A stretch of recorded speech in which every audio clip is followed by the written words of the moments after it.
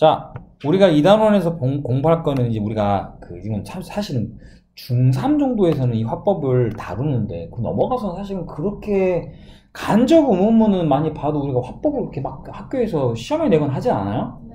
자, 근데 이 화법이라는 건 한마디로 대화하는 방법입니다. 어떤 사람의 이야기를 직접 전달하는 직접 화법이라는 게 존재하고, 아니면 그 사람을 전달하는 사람 입장에 맞춰서 각색? 좀 바꾸죠. 그라고 쓴다거나 나라고 얘기했더라도 이렇게 바꿔 쓰는 이걸 간접 화법이라 그래요. 자, 다른 말로 직접 화법은 우리가 문장에서는 쿼테이션 마크라는 것을 달아서 야, 걔가 그랬어, 너 싫어, 이렇게 얘기하면은 그 내용을 그대로 적어주는 이런 형태, 이런 쿼테이션 마크가 들어가 있는 이러한 것들을 우리는 직접 화법이라고 얘기를 하고, 그럼 이 직접 화법에 있는 내용을 전달하는 사람 입장에 바꿔서 또는 상황에 맞추고 시제 등에 맞춰가지고 변환을 해서 쓰는 걸 우리는 간접 화법이라고 부릅니다. 자, 여기까지 이해됐죠? 네. 자, 그런데 우리 책에 이제 뭐가 나오냐면은 이 화법에는요, 크게 어떤 글이 있냐면 전달하는 내용이 평서문인 경우는 있어요. 뭐 물론 부정문도 평서문에 들어갑니다. 두 번째는 물어보는 말에 해당되는 의문문이 있어요. 전달하는 내용. 세 번째는 전달하는 내용이 명령문인 이 세 가지 종류의 카테고리 우리는 구분을 합니다. 이걸 구분을 꼭 해야 됩니까? 해야 되는 이유가 있어요. 각각 이 아까 화법이라고 하는 이렇게 주어진 문장 안에 있는 들어있는 내용이 평서문일 때는 바꾸는 방식, 간접 화법으로, 또는 의문일 때 바꾸는 방식, 명령문일 때 바꾸는 방식이 다 달라요. 네. 약간의 차이 정도면 모르는데 좀 차이가 많이 날 수 있어요. 그 중에 제일 먼저 평서문이라고 하는 화법을 얘기하겠습니다. 아래 나와 있는 걸 우리가 볼게요.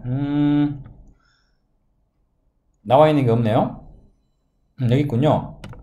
아유, 너무 복잡해서 네, 일단 지우겠습니다.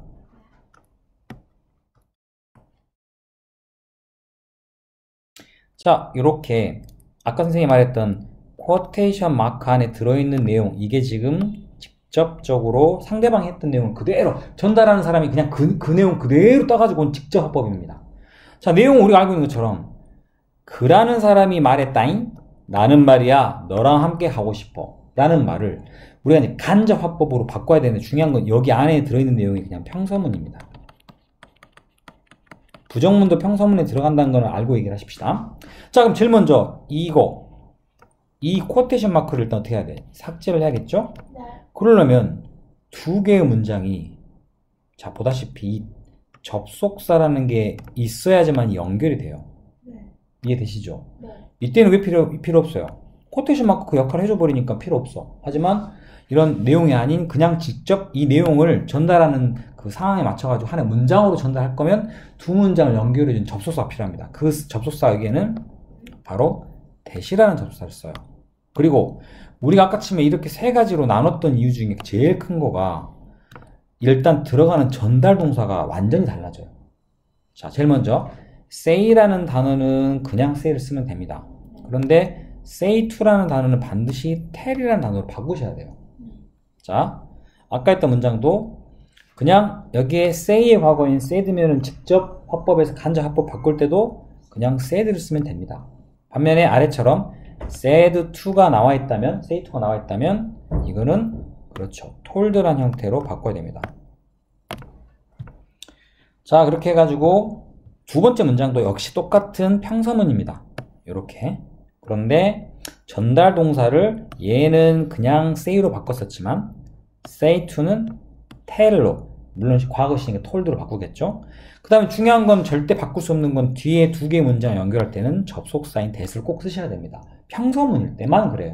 다른 거일 때 that을 쓰면 우리가 이런 걸 세 가지로 나눠가지고 배울 이유가 없겠죠. 그죠? 자, 그 다음에 여기가 중요해요. 여기는 선생님이 약간 좀 뭔가 잘 빠르빠르 이해하는 애들이 있고 잘 모르는 애들이 있어요. 자, 예를 들면 여기에서 말하는 I는 누굽니까? 그죠? 그러니까 여기서는 I라는 사람을 이 지금 전달한 사람 입장에서 바꿔줘야 돼요. 그래서 뭘로 바뀝니까? 얘가 he로 바뀌어야겠죠. 그죠? 또 하나, 여기는 지금 과거 시제인데 여기 들어가 있는 내용은 그 현재 그때 상황에서 그 내용을 그대로 적기 때문에 현재 시제가 들어갔죠. 하지만 두 문장이 연결되려면 시제가 바뀌어야 되겠죠. 우리 앞에서 배웠어요. 주동사가 과거면 뒤에 들어간 동사도 시제 일치로 과거 시제로 바뀐다. 그래서 여기는 he라고 하는 I가 he로 바뀌었고, 그 다음에 want란 동사가 wanted라는 동사로 시제가 변환이 됐습니다. 이게 좀 두 가지입니다. 그죠? 그 다음에 마지막으로 여기서 말하는 you는 누구야? 그가 말하기를 나는 너와 함께 하고 싶어. 근데 여기서는 그가 말했으니까 나한테 말했겠죠? 네. 그러면 이때의 you라는 대상은 보다시피 뭐가 돼야 돼? 전달하는 그 입장에 맞춰서 I, me라는 형태로 바뀌어야 됩니다. 요게 가장 기본적인 형태입니다. 요 세 가지. 자, 조금 전에 말한 전달 동사를 바꿔 쓰셔야 되고, 두 번째는 두 문장 연결은 접속사, that을 쓰셔야 됩니다. 마지막, 이제 인칭에 맞춰가지고 동사, 그 주어나 목적어 등을 각각 바꾸고, 마지막으로 시제에 해당되는 시제 일치를 시켜야 하기 때문에 동사도 역시 시제를 변화를 줘야 됩니다. 근데 아직 다 끝난 게 아니에요. 자, 왜? 그 아래 거 잠깐 볼까요? 이 문장 보겠습니다. 똑같은 겁니다. 일단 say라는 이 지금 전달 동사는 그대로 say를 썼습니다. 두 문장을 연결해 줘야 돼. 얘를 없애야 되기 때문에, 그래서 이렇게 that이라는, 이거는 우리 that은 생략 가능하니까. 그리고 여기에 나와 있는 I는 누구겠습니까? 당연히 그겠죠. 그래서 그라고 하는 he로 이렇게 변화를 해줬어요. 여기까지 이해되시죠? 그 다음에 might는 사실은 그냥 쓰셔야 돼요. 왜? 이거보다 더 과거형을 쓸 수는 없어요. may의 과거형이 might인데 might보다 더 과거형 없어요. 이 자체에는. 그래서 여기는 그냥 might를 쓰실 수밖에 없다. 자, 그 다음에 나머지는 뭐 그대로 쓸 텐데, 하나가 by tomorrow라는 부분에 tomorrow라는 부분에서 이렇게 표시를 할게요. 왜? 그때는 내일이었겠지만 그게 3년 전이야. 그럼 내일이니? 아니지. 그래서 이거를 그 전달하는 시점에 맞춰가지고 바꿔야 되잖아요. 그래서 어떻게 바꾸냐? tomorrow를 the next day로 바꾸셔야 됩니다. 다음 날까지로. 왜? 그 전달하는 날이 몇 년인지 모르잖아. 진짜 내일이란 건, 우리가 말한 내일은 지금 우리가 저기 놀러 가야 할 그날인데. 하지만 여기서는 그게 아니죠. 이런 식으로, 여기에 보시면 여러분이 좀 바꿔 써야 될 여러 개의 내용들이 나와 있어요. 지금은, 전달할 땐 지금이었지만, 그때로 바꿔야 되고, 또는 then이란 말로. 오늘은 그날이란 말로 바꿔야겠죠. that day. 그 다음에, 어제는요, 하루 전날. 이란 말로, the day before나, 또는 previous day라는 단어를 사용하시면 됩니다. here도요, 서울에서 얘기했는데 지금 여기가 그냥 거기로 바꿔야겠죠. this도 that으로. 그 다음에 ago라는 단어는 before로. before는 그대로 쓰셔도 됩니다.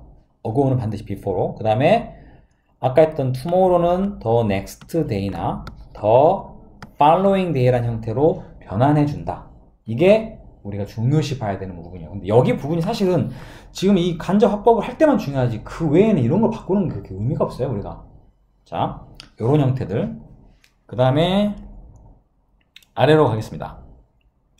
아까 might나 should나 would나 could는 이 자체가 과거 시제이기 때문에 더 다른 거 바꿀 수 없습니다. 하지만 will은 would로 바꾸고 can은 could로 당연히 바꿔야겠죠. 시제가 만약 그 전달동사 과거라면. 자, 여기까지가 일단 평서문인 경우. 그러면 이 개념을 그대로 의문문에도 갖고 가면 되는데, 의문문은 달라진 게 있습니다. 자, 원래는 이렇게 나는 줄리에게 말했다. 그럼 여기가 평서문이었을 때는 뭐야? told로 바꿨겠죠? 하지만 여기는 이렇게 쓰시면 안 돼요. 왜? 뒤에 들어가는 내용이 뭐야? 어디에 말이야 너는요 그 책 부츠를 갖다 놨니? 라고 어디에서 샀니? 라는 의미로 문장이 쓰여 있을 때는 물어보는 말을 바꿔야 될 거 아니야? 그래서 여기 전달하는 내용이 의문문인 경우 당연히 전달 동사는 ask라는 단어로 바꾸셔야 됩니다. 그죠? 그 다음에 당연히 이 의문문은 우리가 알다시피 직접 의문문입니다. 맞나요? 네. 직접 물어보는 말이니까. 그런데 우리가 이거를 그 내용에 맞춰가지고 문장의 한 부분으로 집어넣어야 하기 때문에 우리가 알고 있는 바로 간접 의문문이라는 형태로 얘가 바뀌게 되는 거예요. 간접 의문은 굉장히 낯이 익죠? 네. 자, 의문사, 그 다음에 주어, 동사의 형태로 문장이 연결이 됩니다. 선생님, 근데 위에는 왜 접속사 필요 없죠? 의문사가 여기서는 접속사 역할을 해요. 앞에는 없기 때문에 that을 썼지만. 그런데 반면에 아래 문장 똑같이 said to면 ask로 바꾸겠죠? 그런데 여기는 전달해주는 그 내용이 의문문을 맞는데 의문사가 없어요. 한마디로 두 문장을 연결해 줘야 될 접수사가 없는 경우에 그렇다고 대서 쓰면 평서문인지 우리가 구분을 못해요. 이래서 이렇게 의문문인 경우, 의문사가 없는 의문문인 경우는 우리가 그렇게 많이 배웠던 if나 whether로 바꿔주셔야 돼요. 그리고 뒤에는 알다시피 여기에서 you는 누구를 가리켜요? 줄리를 가리키겠죠? 그래서 she로 바꾸셔야 되고 여기에 지금 문장 시제가 과거죠. 그런데 전달 동사가 과거 시제이기 때문에 뒤에 들어갈 수 있는 동사는 시제일치로 같은 과거형이거나 또는 물어본 것보다 이게 더 전에 일어났잖아요. 상식적으로. 그럼 이거를 대과거인 had pp로 바꿔 쓰시면 됩니다. 똑같은 형태입니다. 아래도 마찬가지예요. 여기가 do have라는 현재 시제인데 전달 동사가 보다시피 과거 시제이기 때문에 시제일치로 과거형으로 바꿔줘야 된다. 이게 의문문에서의 차이입니다. 그럼 좀 쉽죠? 평서문 하나만 해놓으니까 뒤에 건 쉽죠? 마지막 하나. 명령문. 명령문은 일단 전달 동사가 너무 많아. tell, advise, warn. 왜냐면은 그 상대방 명령이라는 의미도 야, 학교 선생님이 야, 너 이거 해! 라고 선생님이 명령할 수 있지만 의사 선생님이 하루에 3번씩 야, 꼭 드세요! 라는 건 선생님이 의미하는 것은 명령보다는 뭔가 조언을 한다는 의미에 가깝겠죠. 그러니까 그런데 이렇게 따지면 전달할 때 우리가 그 상황을 다 알 수 없잖아.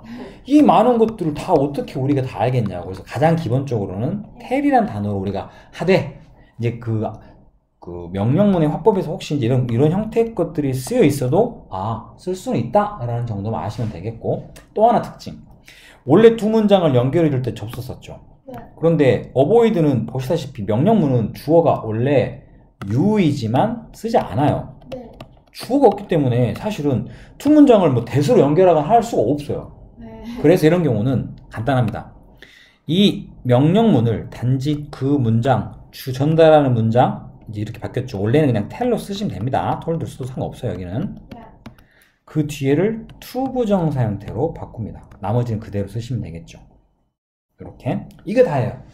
이게 다예요. 물론 혹시 뒤에 목적어가 뭐 다른 뭐가 있으면 맞춰서 바꿔주셔야 되겠지만 이렇게 해주시면 우리가 원하는 형태가 다 된다. 자, 일단 옆으로 가서 그러면 시간이 오늘은 별로 없네요. 사실 여기 숙제로 나가야 되고 여기 그 다음에 뒤에 리뷰 테스트도 해 오셔야 됩니다. 리뷰 테스트 여기 다 답이 적혀 있어요. 선생님이. 자, 리뷰 테스트까지 완성해 오시면 됩니다. 좀 많네요. 하지만 우리가 설을 지내고 한참 뒤에 만나기 때문에 우리가 이렇게 숙제가 나가는 걸로 하겠습니다. 자, 여기까지입니다.